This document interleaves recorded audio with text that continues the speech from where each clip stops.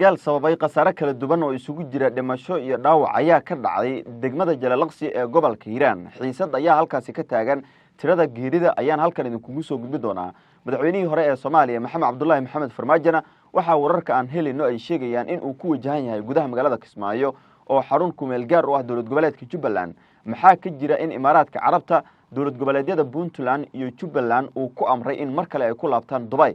wararkii ugu dambeeyay ayaan halkan idinkugu soo gudbin doonaa saaxiibayaal ee soo dhawaada. Haddii ay tahay markay kugu horeysay aad soo booqataan, waxaan ka codsanaynaa inaad saaxiibada la sii wadaagto qaybta hoose ee faladan aragtiina wala wadaagtaan, sidoo kale nagu soo biirtaan si aan u helno saaxiibo wanaagsan sida idinka oo kale. Mar kale soo dhawaada saaxiibayaal, aynu ku bilowno.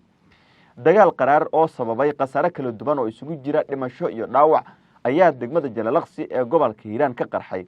Dagaalka ayaa la sheegayaa in uu u dhaxeeyo maamulka degmada Jalalaqsi ee gobolka Hiiraan oo uu hogaamiyo gudoomiye Nuur Dheere iyo maleeshiyad hubeysan oo la tilmaamay in maalmihii la soo dhaafay ilaa saacadihii ugu dambeeyay oo habeennimadii xalay lagu daray ay dhaqdhaqaaqyo ciidan oo aad u xoogan ka wadeen gudaha degmada Jalalaqsi ee gobolka Hiiraan. maleeshiyadka hubeysan waxaa la tilmaamay inuu ka xiran yahay mid ka mid ah nabadoonno si weyn looga yaqiinay oo ku sugnaa gudaha degmadaasi Jalalaqsi oo loo soo xiray afduub nin dhalinyaro ah loogu geystay qayb ka mid ah isla Jalalaqsi deegaan hoostaga, halkaas oo ay ka afduubteen maleeshiyad hubeysan oo deegaan ahaan ama dad ahaan uu ka soo jeedo nabadoonka hadda uu u xiray maamulka degmada Jalalaqsi inuu ka dambeeyo colaado halkaasi dhowr jeer ku dhexmaray laba beelood oo xitaa guryo iska gubay. xariga nabadoonka ayaa yimid kadib dagaalkii ka dhacay Eji ee u dhaxeeyay beelaha walaalaha ah ee wadadega deegaankaas iyo tuulooyin kale oo hoostaga Eji, waxaana la warinayaa caruur ama dad dhalinyaro ah ama wiilal dhalinyaro ah oo ku geeriyooday dagaalkaas loo afduubtay nin dhalinyaro ah oo gaari lagala degay maalmo ka hor ama isla bishan aynu ku guda jirno gudaheed. waxa ay wararku sheegayaan in ninkaas uu u afduuban yahay maleeshiyadka hubeysan ee maanta weerarka ku soo qaaday maamulka degmada Jalalaqsi ee gobolka Hiiraan. waxaana la ogeyn halka ay si sax ah uga haystaan iyo in kale inay dileen iyo in uu nool yahay oo nolol ku hayaan, laakiin markii maamulka degmada uu maqlay arintaas waxa uu u tagay nabadoonka, waxaana uu soo qabtay isla nabadoonka si uu u keeno ninkaas dhalinyarada ah ee ka soo jeeda deegaan ahaan halka lagu magacaabo Eji, isaga oo safar ahna lagala degay mooto nooca loo yaqaano mooto gaarida ee saddex lugoodleyda ah. waxaa la sheegayaa in halkaas markii uu gudoomiyuhu soo xiray nabadoonku inay maleeshiyadkan bilaabeen dhaqdhaqaaq ciidan oo aad u xoogan oo ay ku doonayeen inay ku soo furtaan nabadoonka, laakiin ma aysan suuro gelin. subaxnimadii hore ee saaka hub culus ayay adeegsadeen oo ay ku weerareen saldhigga degmada iyo guud ahaanba xabsiga uu ku jiro nabadoonka. ilaa iyo hadda waxaa la sheegayaa in ciidamada ammaanku ay ka hortageen oo ay iska difaaceen maleeshiyadkaas, gudaha magaaladana ay gacanta ku hayaan maamulka degmada, halka banaanka ay ku sugan yihiin maleeshiyadkii weerarka soo qaaday oo la sheegayo in looga itaal roonadee dagaalka. nabadoonka ayaa weli ku xiran xabsiga gudaha degmada Jalalaqsi ee gobolka Hiiraan, isaga oo weliba laga rabo in uu meel ku sheego ama caddeeyo sababta ay u afduubteen nin muwaadin ah oo safar ah kuna jeeda deegaankiis oo aanan waxba galabsan. dagaaladii horey u dhacayna la sheegay in laga heshiiyey. ninka hadda afduuban waxaa la tilmaamay in wiil uu dhalayna looga dilay dagaal horey uga dhacay tuulo hoos tagta Eji oo u dhaxeeyay maleeshiyadka maanta weerarka soo qaaday iyo sidoo kale maleeshiyadka uu ka soo jeedo ninka xilligan afduuban.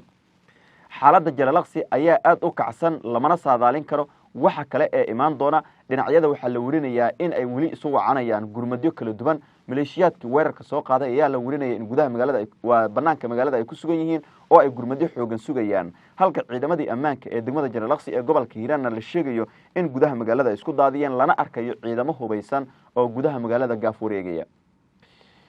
ugu yaraan dadka deegaanka waxa ay xaqiijiyeen, warar aan helnayna ay tilmaamayaan in 3 qof wax ka badan ay ku geeriyoodeen dagaalka, sidoo kalena ay jiraan dhaawacyo xoogan oo soo gaaray dadka halkaasi ku sugan oo iyagana la sheegay inay ka agdhawaayeen xareeraha saldhigga degmada Jalalaqsi ee gobolka Hiiraan. saacadan aan la hadlayno xaalad kacsanaan ah ayaa ka jirta, rasaas goosgoos ahna waa la maqlayaa, hub culus oo leh noocyo kala duwanna waa la isku adeegsaday dagaalka saa ka dhacay. ilaa iyo haddana tiro rasmi ah lama hayo oo weliba lagu caddeyn karo ama lagu xaqiijin karo dagaalkaas iyo cidda sida rasmiga ah markaasi ugu dambeysa. maadaama salka uu ku hayo dagaalka xariga nabadoon maalinimadii jimcaha ahayd ee aanu soo dhaafnay maamulka degmada uu ka soo xiray meelo ka mid ah isla degmada Jalalaqsi ee gobolka Hiiraan. Maleeshiyaadkan weerarka soo qaaday saakana ay aad uga caroodeen xarigaas. aynu aadno dhinaca magaalada Kismaayo. madaxweynaha hore Maxamed Cabdullaahi Maxamed Farmaajo ayaa la filayaa in safar shaqo uu ka tago gudaha magaalada Kismaayo oo xarun ku meel gaar u ah dowlad goboleedka Jubbaland. Farmaajo waxaa loo diiday shirkii golaha mustaqbalka Soomaaliyeed halka wararka qaarkood ay sheegayeen in uu isagu ka biyo diiday inuu ka qayb galo shirka golaha oo ay ku jiraan rag ay xifaaltan adag markaasi kala dhaxayso oo uu ka mid yahay xildhibaan Cabdiraxmaan Cabdishakuur Warsame, ra'iisul wasaare Xasan Cali Khayre, ra'iisul wasaare Maxamed Xuseen Rooble, kuwaas oo dhammaantoodba khilaaf siyaasadeed oo horey u soo dhaxmaray intii uu xilka joogay.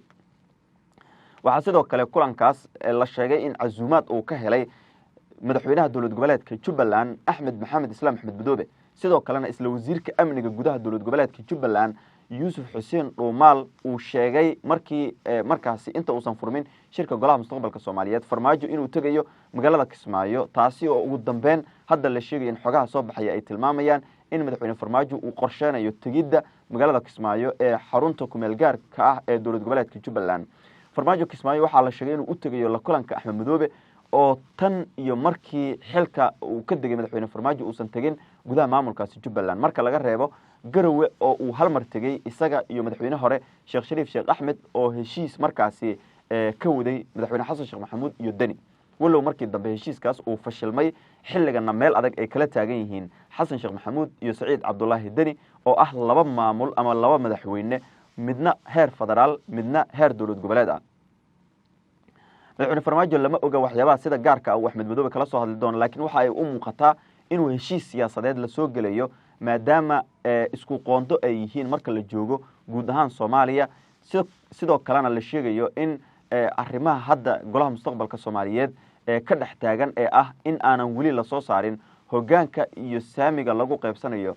sidoo kale golaha mustaqbalka Soomaaliyeedna laga gudbo oo la filayo in isbahaysi gaar ah madaxweyne Farmaajo uu la sameeyo Axmed Maxamed Islaam Axmed Madoobe iyo sidoo kale Axmed Madoobe iyo Dani oo iyagana cabsi xoogan looga qabo in markaasi guud ahaanba ay ka baxaan golaha mustaqbalka Soomaaliyeed. sidoo kalena isbahaysi gaar ah ay la sameystaan madaxweynihii ay sababta u ahaayeen in kursiga laga tuuro ee Maxamed Cabdullaahi Maxamed Farmaajo.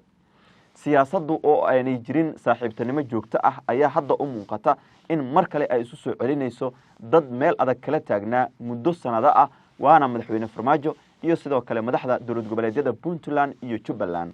xaalka lama oga sida uu noqon doono, laakiin waxaa la saadaalinayaa in Farmaajo isbahaysi gaar ah uu la sameeyo madaxda dowlad goboleedyada Puntland iyo Jubbaland iyadoo waliba si gaar ah uu sheegay ama la sheegay inuu kala hadli doono arrimaha doorashooyinka iyo sidii mar kale madaxweyne Farmaajo uu isu soo abaabuli lahaa xisbiga uu hogaaminayana ee nabad iyo nololna mar kale kursiga ay u tagi lahaayeen. dhinaca kalena saaxiibayaal madaxweynaha dowlad goboleedka Puntland Saciid Cabdullaahi Dani ayaa aaday magaalada Abu Dhabi ee wadanka isu taga Imaaraadka Carabta. ka hor inta uusan si gaar ah ama si toos ah uga degin gudaha magaaladaas waxaa wararku ay sheegayaan in uu tagayo wadanka Ethiopia gaar ahaan magaalada Addis Ababa oo uu kula kulmi doono saraakiil sarsare oo Ethiopian ah oo uu kala hadli doono xaaladda guud ee siyaasadeed ee Puntland gaar ahaan dagaalada xilligan ka socda buraleyda Calmiskaad ee gobolka Bari. Dani waxaa la sheegayaa in halkaas xaaladda amni iyo midda siyaasadeed ee Soomaaliya uu kala soo hadli doono, laakiin ilaa iyo hadda si rasmi ah looma oga sababaha rasmiga ah ee ku kalifayso in Ethiopia uu aado isaga oo waliba ka baxay shirkii magaalada Kismaayo ee ka qabsoomay gudaha magaaladaas. sidoo kalena la sheegay in golo mustaqbal ee la doonayo in hoggaan loogu sameeyo ugu dambeyn lagu soo guuleysan waayay. sidoo kale Abu Dhabi ayuu tagi doonaa Imaaraadka Carabta. waxaa la warinayaa in markii uu soo gabagaboobay golaha mustaqbalka Soomaaliyeed shirkooda in labada madaxweyne ee Puntland iyo Jubbaland uu uga wacay magaalada Abu Dhabi ee wadanka isu taga Imaaraadka Carabta. Dani maanta ayuu duulay. Axmed Madoobe waxaa la filayaa in saacadaha soo aadan ama maalmaha soo aadan uu halkaasi ka baxo oo ay guud ahaantoodba tagaan gudaha magaalada Abu Dhabi ee wadanka isu taga Imaaraadka Carabta. wuxuu ku soo koray saaxiibayaal guud ahaan wararkani waa idil barnaamijyada wararkana dambe ayaan kugu soo gudbin doonaa. idinka ayaana noqon doona dadka ugu horeeya ee xogtan hela. waxaase idinka codsanaya haddii aad ilaa dhamaadkana la soo gaarteen inaad nagu soo biirtaan saaxiibadana la sii wadaagtaan qaybta hoose ee faladan aragtiin nagula wadaagtaan.